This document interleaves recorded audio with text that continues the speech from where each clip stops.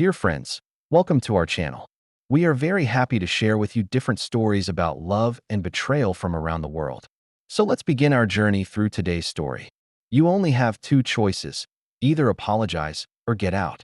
Jack stood in the center of the restaurant, surrounded by Karen's family, all staring at him with icy gazes. The air seemed frozen. Even the sound of forks and plates colliding had disappeared. Karen's voice carried an unprecedented finality, her arms crossed over her chest, lips tightly pressed together. Jack looked around. No one was on his side. Not even his brother-in-law, whom he thought most likely to understand him, was staring down at his plate. 6 years of marriage, at this moment, seemed so foreign. "I'll pack my things tomorrow," Jack said calmly, without a trace of emotion in his voice. He placed the napkin on the table and left that luxury home in suburban Vancouver, leaving behind a room of shocked silence. Karen hadn't expected him to respond like this. She thought Jack would eventually compromise as usual, for the sake of family harmony. But this time was different, because Jack already knew everything. 3 weeks ago, Jack was fixing a plumbing issue at home when he accidentally dropped his phone behind the bathroom cabinet. When moving the cabinet, he found a small jewelry box containing an expensive necklace he had never seen before and a note. "To my beautiful head nurse, looking forward to our next private consultation." Jack didn't immediately react. Years of experience solving complex technical problems had taught him to observe and analyze. That necklace felt like a stone pressing on his heart, but he needed to understand the whole truth. In the days that followed, Jack began to notice changes in Karen's behavior. Reasons for frequent overtime, sudden criticism of his profession, unexplained weekend nurse training. The sudden change of her phone password. Whenever he asked, Karen always had seemingly reasonable explanations, but these explanations couldn't calm his doubts. Jack wasn't someone who invaded his partner's privacy. In their marriage, he never checked Karen's phone or questioned her whereabouts. Trust was the foundation of their relationship, at least he always thought so. Karen frequently mentioned Morris from the clinic, always praising his professionalism and demeanor. Jack had helped repair the clinic's circuits and plumbing several times, and had seen this doctor a few times. A man in his 50s, gray-haired but well-groomed, with gentle manners, very kind to both staff and patients.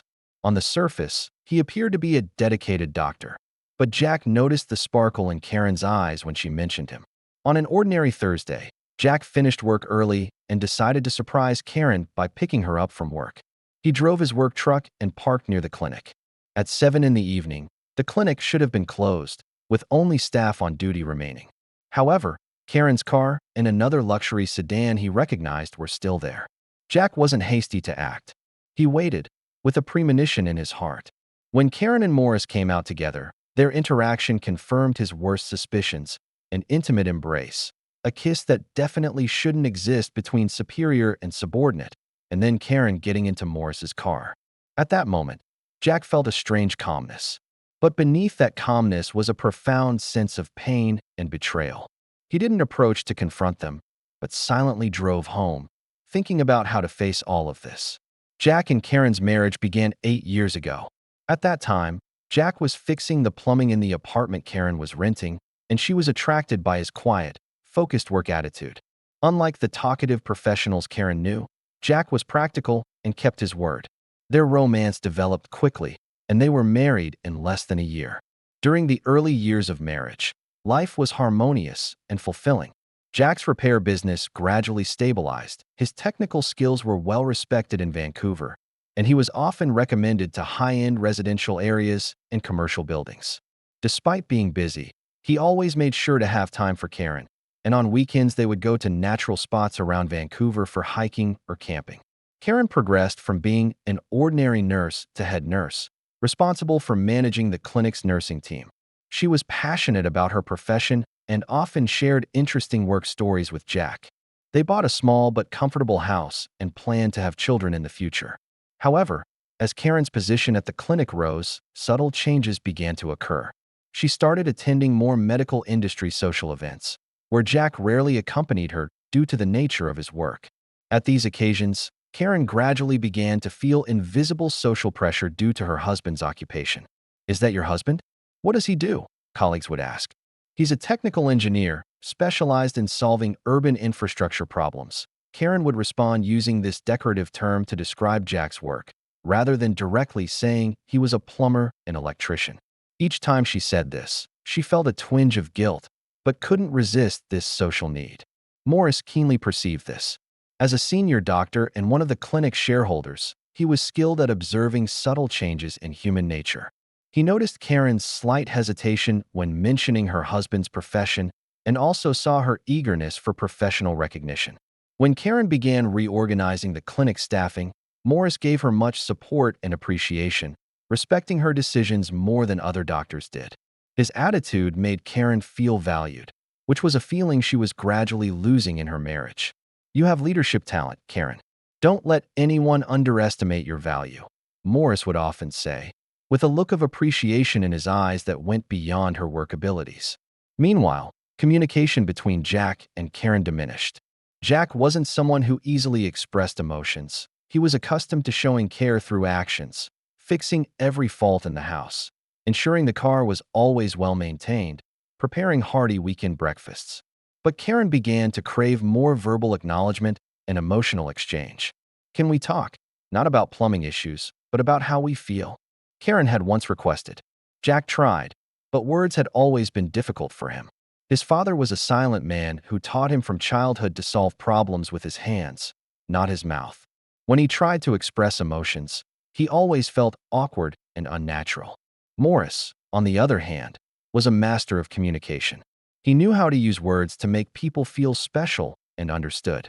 At first, it was brief conversations after work, then professional discussions over coffee, and later weekend medical seminars. Karen told herself it was just a work relationship until one day, Morris held her hand after closing his office door. "I know what you're going through," he said softly. "A talented woman like you deserves complete understanding and appreciation." Karen didn't immediately respond, but she didn't refuse either. In that moment, the feeling of being understood overwhelmed her moral concerns. 2 weeks later, when Morris kissed her during another private conversation, she definitely crossed that line. The family gathering that day was to celebrate Karen's parents' 40th wedding anniversary. Karen's father had always somewhat looked down on Jack, believing his daughter could have found a better match. However, the conflict that evening arose from a seemingly irrelevant topic. During dinner, the conversation turned to Karen's parents' plans to renovate their old house. "We've contacted several renovation companies, but the quotes are too high," Karen's father complained. "If it's just replacing pipes and electrical circuits, I can help and save you quite a bit of money," Jack offered, his voice calm and confident. Karen's father's lips revealed a hint of contempt. "Thanks, but we want professionals to do it." Jack put down his utensils and looked directly at the man. "I am a licensed plumber and electrician with 15 years of experience. This is my profession." "Yes, but not the kind of professional we need," Karen's father smiled. "We want a large company, with insurance and warranties." "Dad," Karen exclaimed with some embarrassment, but Jack noticed the lack of genuine indignation in her eyes. This wasn't the first time, but before she would at least defend him in private. "What? I'm just being honest. No offense, Jack, but this is our house, and we want the best service." Jack slowly put down his knife and fork. "In the past 6 years, I've fixed your water heater, repaired your leaking roof, and even installed the entire heating system for your basement. Were there any problems with those jobs?" The room fell into an awkward silence. "That's different." Karen's mother tried to smooth things over. "Those were minor repairs. Mom, Jack has been involved in designing the entire plumbing systems for several high-rise buildings in Toronto." Karen defended her husband this time, but Jack could feel the perfunctoriness in her tone. "If your work is really that professional, why does Karen always complain to us about your financial situation?"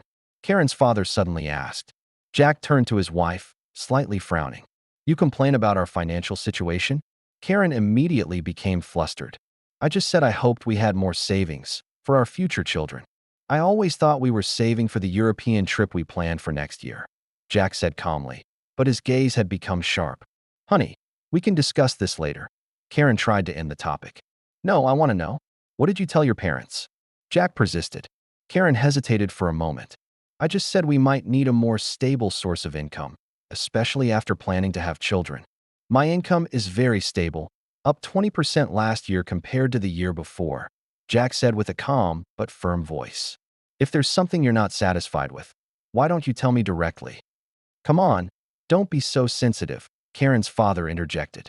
Every woman hopes her husband can have better career prospects. Karen just wants the best life. And you think I can't provide that, Jack stated. Honestly, what can you provide? How much can a plumber earn? My daughter is now a head nurse, working with doctors. She deserves a better life. Father, Karen protested, but Jack clearly caught the half-heartedness in her tone. No, let him finish, Jack said calmly. I want to hear what you consider a better life in your eyes. Karen's father was about to speak, but Karen's mother gently pulled him back. We just want Karen to be happy, she said softly. So do I, Jack replied. But evidently we have different definitions of happiness. Do you have to make the atmosphere so tense? Karen reproached, anger in her voice. They're just concerned about us. Jack looked at Karen as if truly seeing her for the first time. Concern? Belittling my profession, questioning my abilities, you call that concern? Over the past few months, I've noticed you've started to see me the same way, Karen. As if I'm suddenly not good enough. It's not like that, Karen defended, but her eyes avoided his. Then why? Every time there's a gathering with your colleagues, don't you want me to go? Why do you always avoid telling others what my profession is? I don't. Last month, at your clinic's dinner, when you introduced me to Morris, you said I was an infrastructure engineer. You wouldn't even say the word electrician. At the mention of Morris's name, Karen's expression instantly changed. In that moment, she realized Jack might know something. That's not fair, she said quietly. No, what's not fair is your attitude toward our marriage. What's not fair is that you've started looking down on my work, the work that built our home. Jack paused, took a deep breath, then continued. And what's not fair is what's going on between you and Morris. A deathly silence fell over the table. Karen's parents looked at them in confusion. What are you talking about? Karen's voice was almost a whisper. You know what I'm talking about, Jack said calmly, certainty filling his eyes. I know everything, Karen. Private consultations, right? Karen's face suddenly went pale. We can talk about this when we get home. There's nothing more to talk about. Jack stood up. Thank you for the meal, but I think I should leave. Wait, what's going on? Karen's father asked in confusion. Ask your daughter, Jack replied. Ask her about her special relationship with Morris. You can't just leave like this. Karen suddenly stood up, angry tears glistening in her eyes. You can't talk about me like this in front of my parents. Just like you didn't talk about me in front of your parents? Jack countered. That's different. Do you want to ruin this evening? I think our marriage is already ruined, isn't it? Karen's face turned ashen. Her self-esteem suffered from being publicly questioned, combined with the fear of her affair being exposed, which made her lose reason. You only have two choices. Either apologize or get out, she announced loudly, expecting Jack to compromise as he always did. But Jack didn't yield this time. The next morning, he packed his most basic belongings and bought a one-way ticket to Toronto. Before leaving, he left a brief note. Karen, I choose to leave. By the time you read this letter, I will no longer be in Vancouver. I want to apologize for telling the truth. Wishing you happiness with Morris. Jack. When Karen returned home, the house was terribly quiet. Jack's toolbox was gone, half the clothes were missing from the closet, and his toothbrush and razor were no longer in the bathroom. At first, she thought Jack had just temporarily left to calm down. Maybe he went to a friend's house. Maybe he was staying at his workshop. But when she saw that brief note, a real panic set in. Karen immediately dialed Jack's phone, but only heard the voicemail prompt. She sent countless text messages, but all fell into silence. She contacted several of Jack's friends, but they either didn't know or weren't willing to disclose. 3 days later, she received an email from Jack's lawyer with a divorce agreement attached. The letter calmly stated the proposed division of property, without accusations or emotional language, just like an ordinary business contract. Karen then realized Jack was serious. For years, Jack had always been the one to give in, always the one to compromise to avoid conflict. She never imagined there would be a day when he would truly leave. She tried to contact Jack's lawyer, hoping to persuade Jack to at least see her once. But the lawyer simply politely stated that Jack had clearly expressed he did not wish for any direct contact. Karen turned to Morris for support, but Morris's reaction caught her by surprise. This is indeed a complex situation, Morris said carefully, choosing his words in his office. We need to consider various possible impacts, especially on the clinic. You're worrying about the clinic? My marriage is falling apart. Karen looked at him in disbelief. Of course I care about you, Karen, Morris said gently, but with a somewhat evasive look. I just think we should proceed cautiously. After all, this situation could be detrimental to both of us if not handled properly. Karen suddenly realized that Morris's focus wasn't on her feelings, but on the possible consequences. He was concerned about his own reputation and career, not her marital crisis. You're worried about damage to your reputation? Karen asked directly. Morris didn't immediately deny it. We both need to consider career impacts. Karen, you're the head nurse. I'm one of the shareholders. Our actions affect the entire clinic. Karen felt a chill in her heart. At the moment when she needed support the most, the person she thought she could rely on only cared about his own interests. Back in her empty home, Karen faced reality alone. Her marriage was crumbling, and her relationship with Morris was far from as deep as she had imagined. But she didn't yet know that greater challenges awaited her. Autumn in Toronto was more vivid than in Vancouver. Jack stood at the window of his newly rented apartment, watching pedestrians hurrying below. It had been 3 months since he left Karen, and divorce proceedings were underway. Despite the pain he still felt, Jack didn't allow himself to sink into sorrow. He found work in Toronto thanks to his professional skills, securing contracts for plumbing systems in several medium-sized commercial buildings. Away from Vancouver, he felt a strange sense of release, able to refocus on his technique and career. In the quiet of night, images of betrayal would still surface. Karen and Morris leaving the clinic together, her contempt in front of her family, and that necklace symbolizing deception. The pain from these memories wouldn't easily fade. Jack wasn't a vengeful person. If the marriage had simply naturally broken down, he might have chosen to quietly leave and start anew. However, Karen's betrayal wasn't just an emotional wound, but an insult to his professional dignity and personhood. During his years in Vancouver, Jack had provided maintenance services to Karen's clinic on numerous occasions. While working, he noticed that certain operations at the clinic might not fully comply with the latest health and environmental regulations. There were no serious violations, but enough to attract the attention of regulatory bodies. The clinic's waste disposal system hadn't been updated for at least 2 years, failing to meet Canada's latest standards for medical waste treatment. Filters in the air conditioning system weren't changed on time, potentially affecting indoor air quality. Additionally, through Karen's inadvertent complaints, Jack learned that to please Morris, she showed obvious favoritism in scheduling and resource allocation, causing discontent among other nurses. Several experienced nurses were assigned to secondary positions, while Morris's favorite nurses received better shifts and opportunities. Jack didn't act immediately. He spent several weeks gathering information, including photos of the clinic's equipment taken during his previous repairs, as well as publicly searchable medical waste disposal regulations.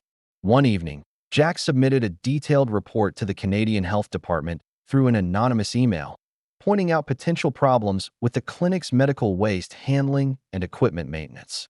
At the same time, he anonymously reported Karen's unfair behavior in personnel management to the local nurses' union. In the report, Jack was very careful not to include any false information or malicious accusations. He only pointed out objectively existing problems and suggested relevant departments conduct an investigation. This wasn't malicious defamation, but a fact-based report. Then, Jack continued with his new life, focusing on his current work and future plans. In Vancouver, Karen's life began to fall apart. The divorce process proceeded more smoothly than she had imagined, with Jack making no unreasonable demands, simply resolutely cutting off all personal contact. Meanwhile, Morris's attitude became increasingly subtle. On the surface, he still showed concern for Karen, but she could feel him gradually distancing himself. He no longer met with her alone as often, and his greetings became brief and formulaic when they encountered each other in the hospital corridors. "Is everything okay lately?" Karen asked after a meeting. "Not bad, just busy. The new health insurance audits are taking up a lot of my time," Morris replied, his gaze briefly lingering on her face before moving away. "Are you all right? How are things with the divorce?" "In progress," Karen said briefly, not wanting to discuss details in the workplace. Perhaps we could talk after work? Morris looked at his watch. I'm afraid not today. I have an important meeting. Maybe another time. Such evasions became increasingly frequent until Karen had to face the reality. Morris was gradually distancing himself from her. Just as she was trying to understand this change, a bigger problem emerged. One morning, upon arriving at the clinic, Karen was informed that health department inspectors were waiting to speak with her. They say they received a complaint about our waste disposal procedures. The clinic's administrative manager told her worriedly. The inspection lasted an entire day. The inspectors checked every room, every record, every procedure. Finally, they presented a long list of issues, most related to areas under Karen's responsibility. We'll return in 2 weeks for a follow-up inspection, the lead inspector said seriously. These issues must be corrected immediately, or the clinic may face fines or even temporary closure. Morris reacted strongly to this. As one of the clinic's shareholders, any fines or operational disruptions would directly affect his income. He called Karen to his office. What's going on, Karen? He was no longer the gentle, attentive lover, but a businessman concerned about his interests. Most of these issues appear in areas under your management. I don't know, Karen said, confused. These procedures have always been this way. No one has ever objected before. Evidently, someone has objected, and directly to the health department.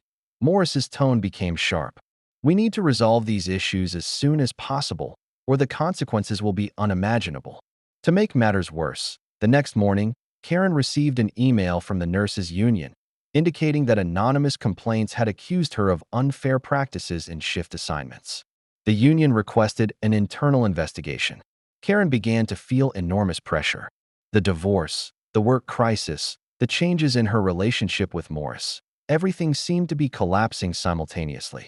She tried again to have an in-depth conversation with Morris, hoping at least to unite in the face of the work crisis. We need to face these problems together, she said at his office door. I don't understand why you've been so distant lately. Morris closed his office door, ensuring no one could hear their conversation. Karen, we need to be realistic. Your marital breakdown has already generated some gossip, and now there are these complaints and investigations. We need to maintain distance, at least at work. So that's your decision? When I need support the most?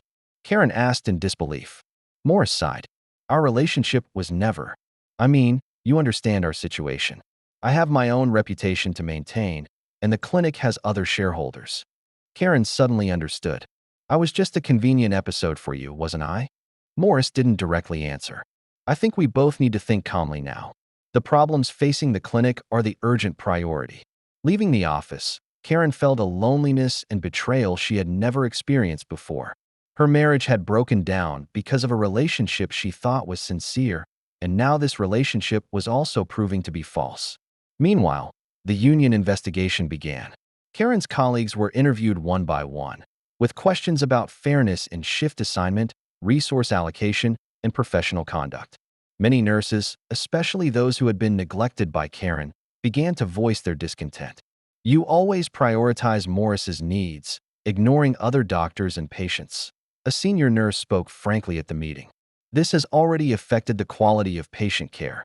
Another nurse added, when we raised objections, you threatened to adjust our shifts. This is an abuse of power. Karen tried to defend herself, but the evidence was clear. She had indeed favored nurses who worked with Morris in shift assignments, and had indeed ignored some reasonable requests from other doctors. At the time, she told herself it was to improve efficiency, but now it seemed more like it was to please Morris. The union finally demanded that the clinic management reassess Karen's leadership role and recommended management training. Meanwhile, the health department's requirements caused the clinic to invest large sums in improvements. New waste disposal systems, equipment updates, procedure rewrites. All of these increased operating costs. Morris and other shareholders had to take money from their own profits to meet these requirements. This is ridiculous, Morris complained at a shareholders' meeting. Our profit margin has already dropped by 15%. Karen felt her position becoming precarious. The authority she had established at the clinic was shaken. Colleagues no longer respected her as before, and Morris began to openly question her decisions. Worse still, patients also began to notice the changes at the clinic. Some long-term patients switched to other clinics, further affecting income. Morris finally called Karen into his office on a Friday afternoon. "We need to talk about your position, Karen." He got straight to the point. "Given recent developments, we believe it necessary to reassess the head nurse's responsibilities." "You're demoting me?" Karen asked in disbelief. "The assistant head nurse will temporarily take over some responsibilities until the union investigation concludes," Morris replied in an official tone. "It's in the best interest of the clinic." "Best interest?" Karen's voice trembled. "A few months ago, you told me I was crucial to the clinic. That was on a professional level." Morris avoided her gaze. "Your work ability has never been questioned, but now the situation has become complicated. Because of our relationship, or because of these sudden complaints?" "Both," Morris admitted. "We can't risk letting this situation continue. The clinic's reputation is paramount." Karen was silent for a moment, then raised her head with a determined look. "All of this is Jack's doing, isn't it? The waste disposal complaint, the union investigation, it's all him." "I don't know," Morris replied. "But if it is, he chose a very effective method." When Karen left the clinic, the sky was overcast. Her marriage had ended, her career was in crisis, and the person she thought she could rely on had abandoned her in difficult times. The most ironic part was that all of this stemmed from her own choices. 2 months later, Toronto welcomed its first winter snow. Jack returned home from a commercial project site and received an email from his lawyer confirming that the divorce proceedings had been completed. With no disputes, property was fairly divided according to Canadian law, and neither party requested alimony. Jack felt a strange sense of peace. Although the pain remained, he had begun to accept this reality and look forward. His business in Toronto was steadily developing, with several successful projects earning him a good reputation. "Jack, I have a friend who has developed several vacation cottages by Lake Ontario and needs a professional plumbing and electrical engineer. Are you interested?"